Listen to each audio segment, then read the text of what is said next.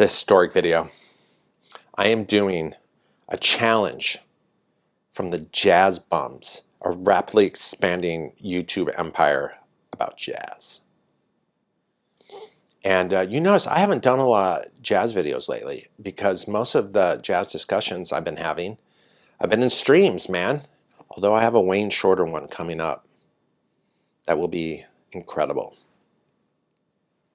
But see, I don't do a lot of challenges or contests because here at the Church of Elvis and even more Latter-day Saints, we have to limit our exposure because we're constantly, because of our expansion, we're constantly under the white hot heat of the federal government.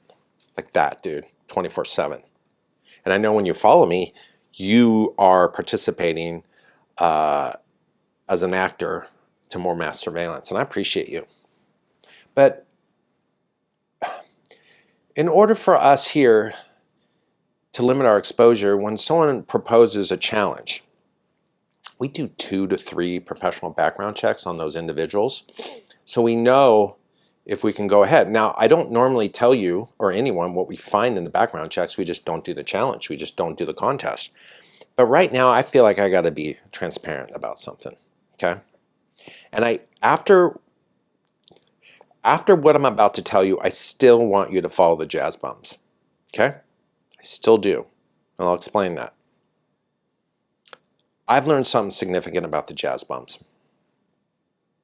They're literally bums. They're literally bums. That's all green screen behind them, okay? They're not in homes, they're not in offices, they're not in music rooms. They're literally, the 3 of them are in some railroad yard listening to jazz in an abandoned railroad car. Okay, drinking homemade gin. They've sold everything. Their home, their family, all their possessions, their livestock, crops, everything. They've sold everything, okay? And just for their obsession with jazz. And look, I respect that. I respect that. You got to respect the mad ones, man. Live your life, okay? I want to try that gin, but live your life. So I just want to let you know, I still want you to subscribe to them.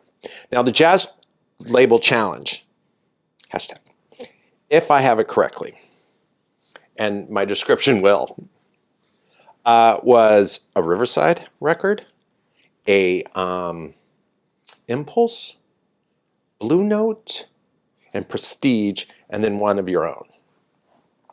So I think I put more time and thought into my own.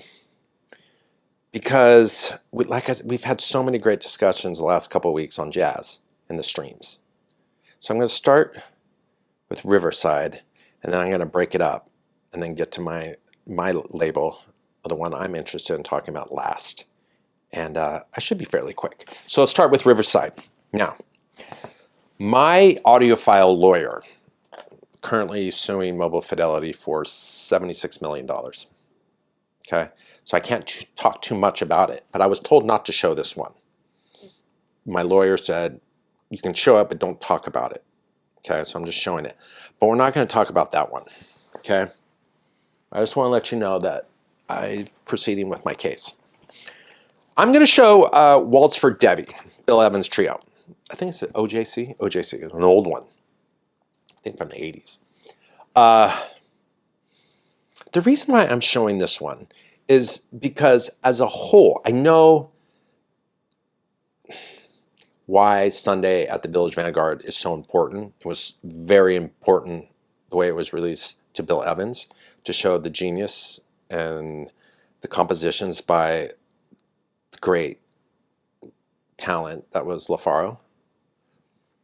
But as a whole, I feel like this isn't underrated.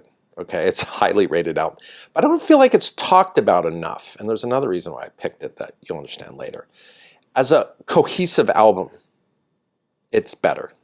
It's a better listen to me. I listen to it more than Sunday at the Village Vanguard. And so I just always want to remind people that this is special too. And that, in fact, if you're starting a Bill Evans collection, that's not a bad one to start with, in my opinion. So I'm picking this one. That's my Riverside choice. Now, I picked records that were kind of like Easter eggs to the video you did. to draw you back to the video you did, just for fun, because, you know, things should be fun. And I think Mike was wearing an Andrew Hill Judgment t-shirt. Andrew Hill is one of the greatest composers ever on Blue Note. Okay? Argue with your lawn service provider. He just is. Him and Wayne Shorter. And I will get into Wayne Shorter in a video coming up. But he's interesting. He's brilliant. And this album is interesting and brilliant. And as you might know, Alfred Lyon, one of the founders of Blue Note, loved Andrew Hill. Was on pins and needles every time he was going to produce something. He found him exceptionally interested and gifted. And Andrew Hill reciprocated that love by side 2, first track, dedicating a song to him. And it's poignant, it's personal, it's singular, but it's in a slight house of mirrors, which I think makes it interesting, and Alfred all the more would probably love that. And Andrew Hill is just, he's so amazing. And on Siete Ocho, the first track is one of my favorite jazz tracks ever. Elvin Jones is so musical on the whole album, but that song, he's incredible. And Rich Davis, bass player, and a couple times locked in with Elvin, plays sharp. And sometimes people do that just for the exercise of it all, but it fits so well. And it's so incredible. And I would have loved to hear Pharoah Sanders cover that song, because I feel like the rhythm section, and then obviously Hutcherson on vibes is just off the charts, is something I think Pharoah Sanders could build. So you could build mountains and valleys on top of this song. But I picked this one because you're wearing the t-shirt, and it is one of my favorites, and I love Andrew Hill. Blue Note, Andrew Hill, Judgment. I found Prestige a little difficult. There's a couple reasons. I've been thinking about the Prestige record I was going to pull, and then I realized that I don't pull a lot of Prestige records, period. I don't listen to a lot of Prestige. And I'm not sure why. I have a lot of them. I think there's one person in our vinyl jazz circulation here that would understand what I'm trying to say. And so I think Chris picked Eric Dolphy's first Prestige record. I think that's his first record as a leader. Period, I think. And I love that record. That would have been the one I picked. And can't pick blues ones because this is jazz. So I feel really kind of lame picking Bag's Groove, because it's just everything about this I love. I love the graphic design. I love the BS legend on Christmas Eve about it. Recorded in 2 spots. 2 10-inches, I think. Re-released in 57 from recordings in 55. It's just good. And what Chatty Cakes did on this version with this remaster is brilliant. It sounds amazing. And I don't know. I feel kind of lame just picking this one. But I was really reviewing my feelings about Prestige. And it's interesting. Yeah, it's still a brilliant label. It's just fascinating. I don't pull it a lot. Bag's Groove. Now, Impulse is very hard because I'm always listening to those records. But when you said Impulse, I had one record on my mind. And it's a little selfish why I picked it. I picked Alice Coltrane, Kirtan Turiya Sings. And like all things Alice Coltrane, I get a little nervous talking about it because there's words that I can't pronounce. And they deserve the dignity that they deserve. But I feel like, again, with this situation where I do something, sometimes I do a video called What's the Rush? Because we have all these reissues, remasters, box sets, all these amazing things coming out. And sometimes we just need to stop. And if anyone is on the fence on this record, this is for you. Get this. If you like Alice Coltrane and her blend of the African-American church experience, gospel, with Hindu, Indian music, and that's a rudimentary explanation of Hindu music, and I apologize. The blend is cosmic, it's spiritual, it's over the top, it's incredible to get lost in it. But this version is a prayer. It's personal. It's singular with you. And it's great to hear. I know different versions on YouTube have floated around for years. This is a great version. I know also it was controversial that some people thought the family was taking liberty. That's, you don't have to worry about that. It's not your family. I love it. I absolutely love it. And when she went and founded her ashram, basically her spiritual Hindu retreat, again, I apologize for not knowing the descriptions. She gave this to people coming. She gave these to people on retreat. And I feel like we get a little copy of it. And kind of coming through that post-COVID world when you're re-entering the atmosphere and re-entering a lot of things, it's nice to have things smaller before things get bigger again. So, Alice Coltrane. Get it. I love it. It's one of the best of 2021.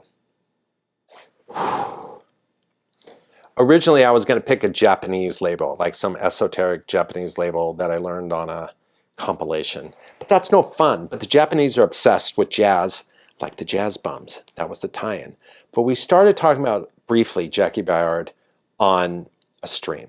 It was a few days ago. I've been loopy, but I think it was a few days ago. And I was saying how underrated he is. He's a player's player. He's an academic who's really, really admired by other great players.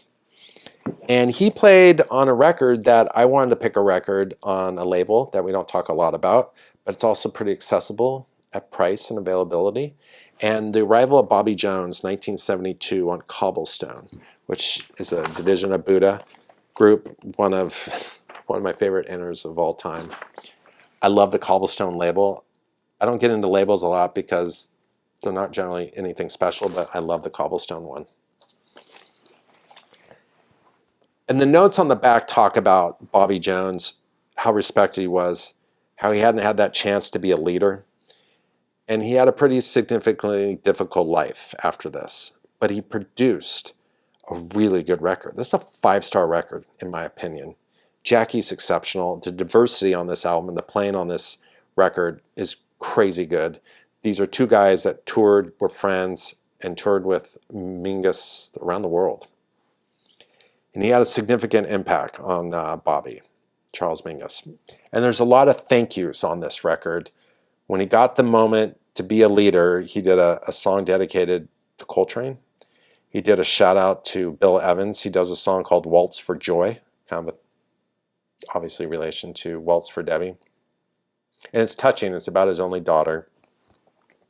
And I think what you would like about this record is just how eclectic it is. It's not a concept record by any means, but it's almost like a thank you letter to his youth and to those who influenced him.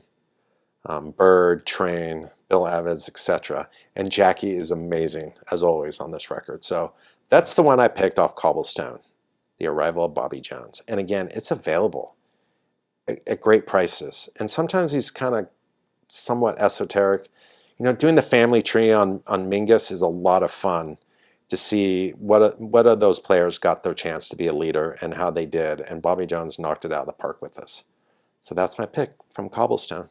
Take care, guys. Hope you're all doing well, JazzBums.